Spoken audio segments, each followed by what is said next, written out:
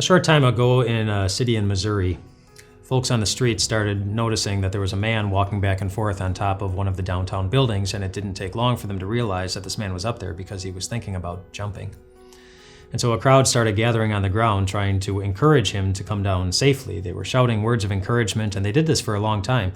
He stayed up there through the entire day and into the evening, but in the evening, the crowd began to wonder if he was listening or even hearing what they were saying, so they started to make large signs that had just encouraging notes on them. Notes like, "You're not alone," and "I've been there too," and "You are valuable," or "You are loved." And it worked. The man eventually came down safely.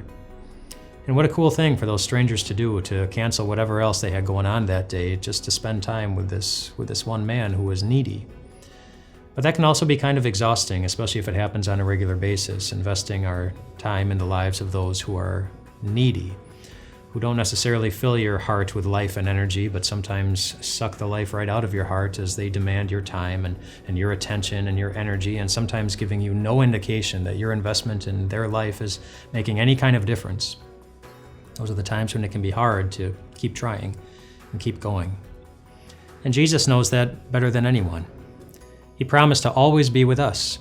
But that was a hard promise to keep. I'm sure it was hard to be patient with his disciples. It was certainly hard to hang on a cross and be whipped and beaten. But he did, simply because he promised that he would. He wanted you to know that if Jesus makes a promise, you can count on it, that he's going to keep it.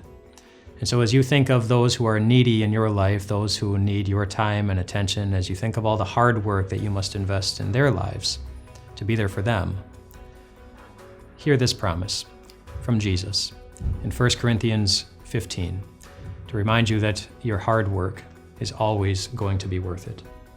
It says, "Therefore, my dear brothers and sisters, stand firm. Let nothing move you. Always give yourselves fully to the work of the Lord, because you know that your labor in the Lord is not in vain."